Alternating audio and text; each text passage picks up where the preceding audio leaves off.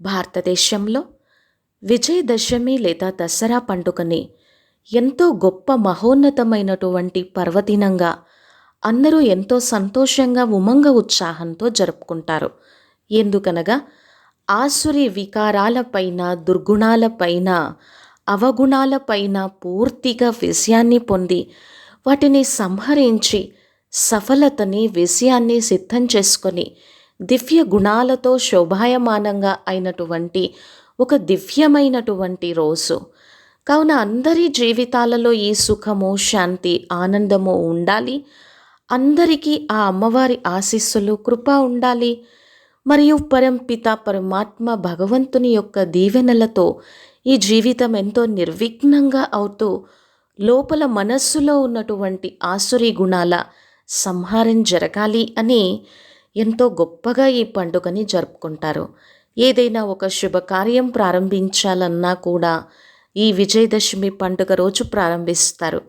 1 second 2 సెకన్లు అని కాదు, రోజు మొత్తం కూడా శుభమైనటువంటి పర్వదినంగా ఈ పండుగని అందరూ జరుపుకుంటారు. ఎందుకు ఈ విజయదశమి పండుగ ఇంత గొప్ప పర్వదినమైంది? ఎందుకంటే 10 తలలు కలిగినటువంటి రావణుని యొక్క సంహారం జరిగినటువంటి రోజు. నిజంగా మన జీవితంలో ఉన్నటువంటి, మన మనస్సులో నుంచి, ఈ జీవితంలో నుంచి 10 తలలు కలిగినటువంటి రావణుణ్ణి నిజంగా సమాప్తి చేశామా? సంహారం చేశామా? ఎందుకంటే రావణుడు అంటే 10 తలలు కలిగినటువంటి వ్యక్తి కాదు, మనిషి మనస్సులో ఉన్నటువంటి ఈ దుర్గుణాలు, ఈ వికారాలు, ఇదే రావణుడు. అందుకనే ఏమని చెప్తారో, రావణుడు అంటే ఏడిపించేటువంటి వాడు. మనస్సులో ఉన్నటువంటి మన బలహీనమైనటువంటి స్వభావ సంస్కారాలే మనల్ని ఏడ్పిస్తూ ఉంటాయి.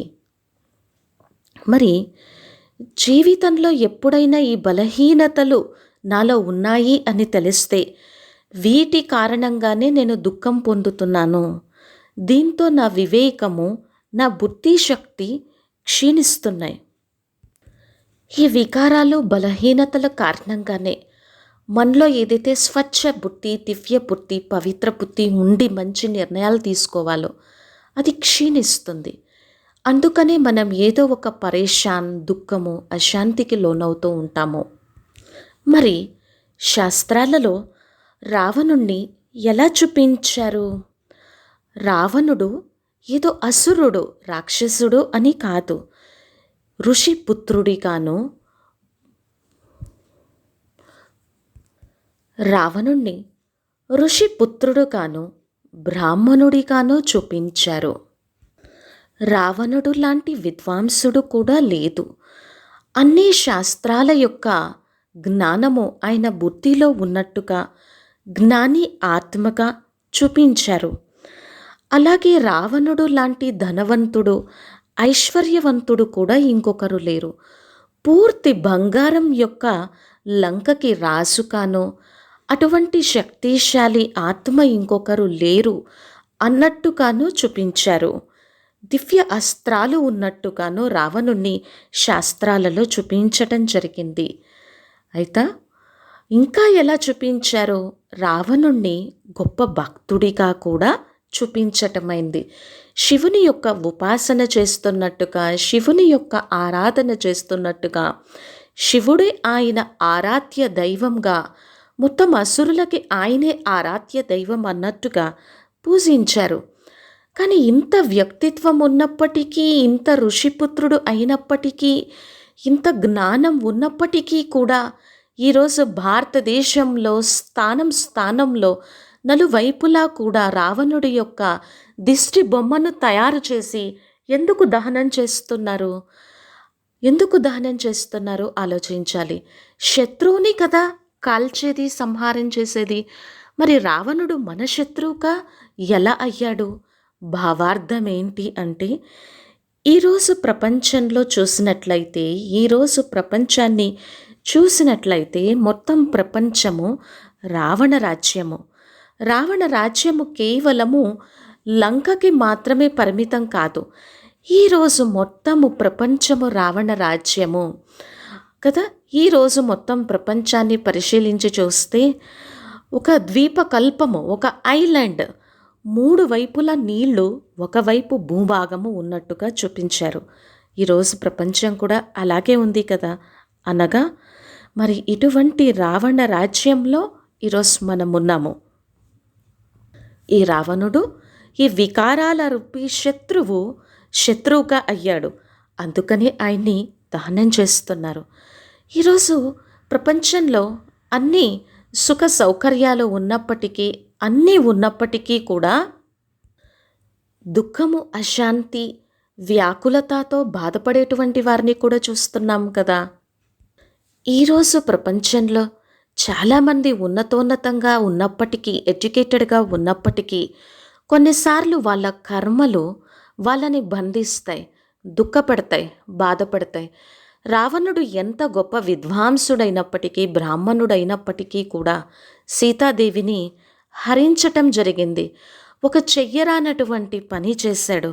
అలాగే ఈరోజు ఎంతో వివేకం ఉన్నప్పటికీ కూడా కొన్నిసార్లు బుద్ధి సరిగా పని చేయనటువంటి కారణంగా చెడు కర్మలు, వికర్మలు చేస్తూ ఉంటారు. అందుకని ఇటువంటి దశ వికారాల రూపీ రావణుడి పైన మనం కూడా పూర్తిగా విజయాన్ని పొందాలి. అప్పుడే మన ద్వారా ఎప్పుడూ శ్రేష్ఠ కర్మలు జరుగుతాయి. ఈ బలహీనతలన్నింటినీ మన జీవితం నుంచి సంపూర్ణంగా సమాప్తం చెయ్యాలి, సంహారం చెయ్యాలి. ఎలా చూపిస్తారు? శాస్త్రాలలో ఒక కథ ఉన్నది. కథ చూపిస్తారు కదా. శ్రీరామ్జీ, లక్ష్మణ్జీ మరియు సీతాదేవి వనవాసంలో ఉన్నారు.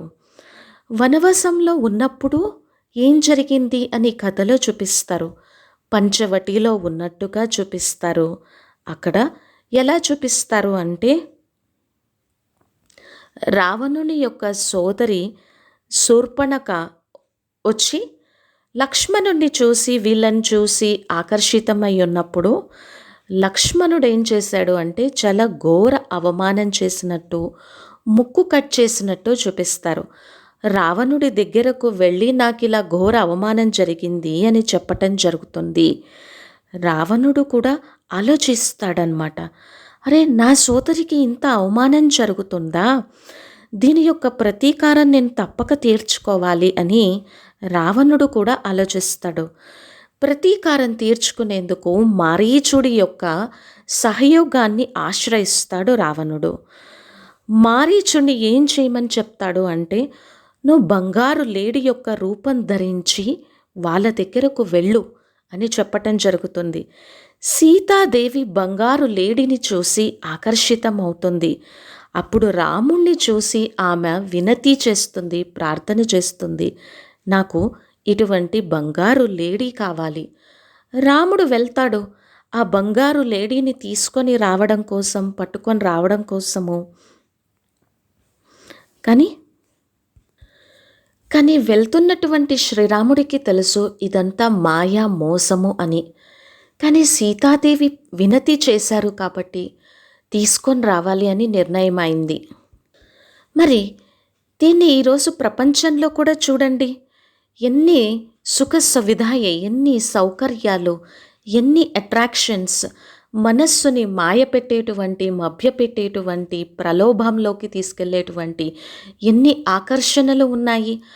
ఆత్మరూపీ సీత పరమాత్మ రూపీ సాంగత్యాన్ని మర్చిపోతూ ఈ ప్రలోభాలలోకి, ఈ ఆకర్షణలలోకి వచ్చేస్తుంది. మరి ఈ మనస్సు కూడా రకరకాల మాయా ప్రలోభాలకి, ఆకర్షణలకి లోనవుతుంది. సో ఇదే నిజం అనుకొని, దీనిలోనే నిజమైన ఆనందం ఉందనుకొని భ్రమపడుతుంది. మరి తండ్రి అయినటువంటి పరమాత్మాభి రాముడితో వీటన్నింటినీ నెరవేర్చుకోవాలి అని కోరుకుంటుంది, అడుగుతుంది. మరి పరమాత్మాభి రాముడు కూడా వీటిని తీర్చడానికి ప్రయత్నం చేస్తాడు. కానీ ఇవన్నీ నిజమైన ఆనందాలు కాదు, మాయావి ఆనందాలు, మోసపూరితమైనటువంటి ఆనందాలు అని తండ్రికి తెలుసు. మరి మనస్సు, బుద్ధి ఇటువంటి మాయా ప్రలోభమైనటువంటి ఆకర్షణలకి గురి అయినప్పుడు మన బుద్ధి శక్తి, మన వివేకము కూడా క్షీణిస్తుంది. సరైన నిర్ణయం తీసుకోలేము. మన పరిశీలన శక్తి కూడా తగ్గిపోతుంది. ఏది నిజమైనటువంటి ఆనందము? ఈ ఆనందము వెనుక, ఈ మాయా మోసం వెనుక, ఈ ప్రలోభాల వెనుక దుఃఖం దాగి ఉంది అనేటువంటి సత్యాన్ని రియలైజ్ అయ్యేటువంటి బుద్ధి శక్తి ఉండదు. ఇంకా ఎలా చూపిస్తారు అంటే, రాముడు ఎప్పుడైతే మారీచుడి రూపంలో ఉన్నటువంటి బంగారు లేడిని సంహారం చేసే ప్రయత్నం చేస్తాడో, అది మళ్ళీ ఇంకొక మాయా మోసావి రూపాన్ని ధరించినట్టుగా చూపిస్తారు. లక్ష్మణ్ లక్ష్మణ్ అని పిలిచినట్టుగా చూపించటమైంది. లక్ష్మణ్ ఈ మనస్సుకి ఎప్పుడూ కూడా గొప్ప లక్ష్యం ఉండాలి. కానీ ఇది మాయా ప్రలోభాలకి ఆకర్షితమై ఉన్నప్పుడు ఆత్మారూపి సీత యొక్క మనస్సు కూడా పూర్తిగా విచలితమవుతుంది, భ్రమిస్తుంది. మరి ఇలా విచలితమైనటువంటి కారణంగా ఎప్పుడైతే ఆత్మారూపి సీత యొక్క మనస్సు ఇలా విచలితమవుతుందో, లక్ష్మణుణ్ణి కూడా నువ్వు కూడా వెళ్ళు, వెనక్కి వెళ్ళు అని పంపిస్తుంది. లక్ష్మణుడు అప్పుడు ఏం చేస్తాడు? ఒక మర్యాద రేఖ గీచి, ఈ మర్యాద రేఖ లోపల నుంచి మీరు బయటకు రాకండి అని షరతు పెట్టి వెళ్ళటం జరుగుతుంది. మళ్ళీ రావణుడు తన మోసం యొక్క రూపాన్ని ధరించి ఎదురుగా వస్తాడు. ఒక భిక్షగాడి రూపంలో భిక్షాం దేహి, భిక్షని కోరుకునేందుకు, భిక్షను అడిగేందుకు వస్తాడనమాట. మాతా సీతాదేవి ఇచ్చేందుకు బయటికి వస్తుంది. కానీ ఏం చెప్తాడు? నేను లోపలికి రాలేను, ఇది లక్ష్మణ రేఖ, మీరే బయటకు రావాలి అని చెప్పటం జరుగుతుంది. మా సీతానే లక్ష్మణ రేఖని క్రాస్ చేసి బయటికి వస్తుంది. ఎప్పుడైతే క్రాస్ చేస్తాడో ఆటోమేటిక్గా రావణుడు ఏం చేస్తాడో తీసుకొని వెళ్ళిపోతాడు. అంటే దీని యొక్క అంతరార్థం ఏంటి? జీవితంలో అంటే ఈ మాయా ప్రలోభాలకి లోనైనటువంటి మనస్సు జీవితంలో వచ్చేటువంటి పరీక్షలేంటో, మాయ ఏంటో, సమస్యలేంటో, ఏది సత్యం ఏది అసత్యమో గుర్తించలేక ఈ ప్రలోభాలకి ఆకర్షితమవుతుంది. దుఃఖంలోకి, శోక వాటికలోకి వెళ్తుంది. మరి ఎప్పుడైతే ఇలా జరుగుతుందో బుద్ధి యొక్క శక్తి క్షీణిస్తుంది. మర్యాద రేఖలో ఉంటే ఎంత సురక్షితంగా ఉంటామో తెలుసు కూడా, ఆ మర్యాద రేఖని దాటేస్తాము. అందుకని ఈ ప్రపంచంలో ఎవరికి సహాయం చెయ్యాలన్నా చెయ్యాలి, కానీ మర్యాద రేఖ లోపల ఉండి మాత్రమే చెయ్యాలి. అప్పుడే మనం కూడా సురక్షితంగా ఉంటాము. మర్యాద రేఖని క్రాస్ చేసి మాత్రము సహాయం చేస్తే మాత్రము, అలా ప్రయత్నం చేసిన నిజంగా రావణుడి రూపీ మాయ మనల్ని తీసుకొని వెళ్ళిపోతుంది. ఎక్కడికి తీసుకువెళ్తుంది? శోక వాటికలోకి తీసుకెళ్తుంది.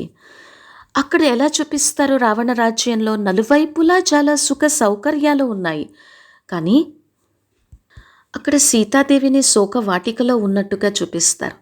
ఈరోజు నలువైపులా ఈ సుఖ సౌకర్యాలు ఉన్నప్పటికీ కూడా ఆత్మారూపీ సీత రాముడి యొక్క సాంగత్యాన్ని మర్చిపోయింది కాబట్టి దుఃఖంలో ఉంది. అక్కడ శోకవాటికలో సీతామయ్య, సీతాదేవి నిరంతరము రామ రామ రామ అని రాముని యొక్క తపస్సు చేస్తూ ఆ చుట్టూ చక్కటి వైబ్రేషన్స్తో కూడినటువంటి వాతావరణాన్ని తయారు చేస్తారు. ఈరోజు ఆత్మారూపీ సీత చుట్టూ ఎన్నో సౌకర్యాలు ఉన్నప్పటికీ కూడా దుఃఖము, అశాంతి ఆత్మ లోపల నుంచి ఎంతో తపిస్తూ ఉంది. అందుకే రాముడు రావాలి, సుఖశాంతి ఆనందాన్ని ఇవ్వాలి. వచ్చి ఆ రావణుణ్ణి ఎలా సంహరించాలో, ఆ రావణుణ్ణి ఎలా నాశనం చేయాలో అటువంటి శక్తిని నేర్పించాలి. అందుకనే ఎలా చూపిస్తారు? సీతాదేవిని తీసుకొచ్చేందుకు హనుమంతుణ్ణి, అంగదుణ్ణి కూడా పంపించినట్టుగా చూపిస్తారు. కానీ సీతాదేవిని తీసుకొని రాలేకపోయారు. అప్పుడు ఇక ఏం చేయాల్సి వచ్చింది? యుద్ధం చేయాల్సి వచ్చింది. రావణుని యొక్క సంహారం చేయాల్సి వచ్చింది. మరి ఎలా చూపించారు? రావణుడి యొక్క ఒక తల కట్ చేస్తుంటే మళ్ళీ ఇంకొక తల, తరువాత దేహాభిమానాన్ని ఎప్పుడైతే కట్ చేస్తారో అప్పుడు మొత్తం 10 తలలు తెగిపడినట్లుగా చూపిస్తారు. అందుకనే రావణుని నాభిలో నాభిన సంహరించాలి అన్నట్టుగా చూపిస్తారు. అంటే నాభి అంటే ఏంటి అంటే ఆత్మ యొక్క మొత్తం శక్తులు ఈ శరీరంతో కనెక్ట్ అయ్యి ఉన్నాయన్నమాట. ఈ దేహాభిమానాన్ని పూర్తిగా సంహారం చెయ్యాలి. మరి ఈ వికారాలని, దుర్గుణాలని పూర్తిగా సంహారం చెయ్యాలి అంటే దృఢమైనటువంటి సంకల్ప శక్తి, దీక్ష ఇటువంటివి చాలా అవసరము. పూర్తిగా మనస్సుని ఎంతో గొప్ప విశేషతలతోనూ బలంతోనూ మనం నింపుతూ ఉంటే ఈ వికారాలపైన పూర్తిగా మనం విషయాన్ని పొందగలము. మరి ఎప్పుడైతే ఈ ఆసురీ గుణాలని, ఈ ఆసురీ వికారాలని, దుర్గుణాలని పూర్తిగా సంహారం చేస్తామో, ఆత్మజ్యోతి సదా వెలుగుతూ పరమాత్మాభిరాముడితో సదా కనెక్ట్ అయ్యి ఉండి శక్తులతోనూ, గుణాలతోనూ, కసానాలతోనూ సదా ఆనందంగా ఉంటుంది. మనసులో ఉన్నటువంటి ఆసురి దుర్గుణాలని, వికారాలని పూర్తిగా సంహారం చేసుకోవటమే విజయదశమి పండుగ. ఎటువంటి ప్రలోభాలకి, ఆకర్షణలకి లోను కాకుండా పరిశీలన శక్తితో ఏది సత్యమో, ఏది నిత్యమో, ఏది శాశ్వతమో, ఏది శ్రేయస్కరమో, ఏది ఆనందమో, ఏది సద్బుద్ధిని ఇస్తుంది, ఎటువైపు వెళ్తే మనం సదాకాలిక ఆనందాన్ని పొందగలము, వైకుంఠానికి యజమానిగా అవ్వగలము, అటువంటి పరమాత్మాభిరాముడి యొక్క చేయిని పట్టుకొని నిజమైనటువంటి ఆనందంలో ఉండటము సఫలత మన జన్మ సిద్ధ అధికారము అనుకుంటూ ముందుకు వెళ్తూ ఈ విజయదశమి పండుగని జరుపుకోవటము ఇదే అతి గొప్ప మహోన్నతమైనటువంటి ఆధ్యాత్మిక రహస్యం.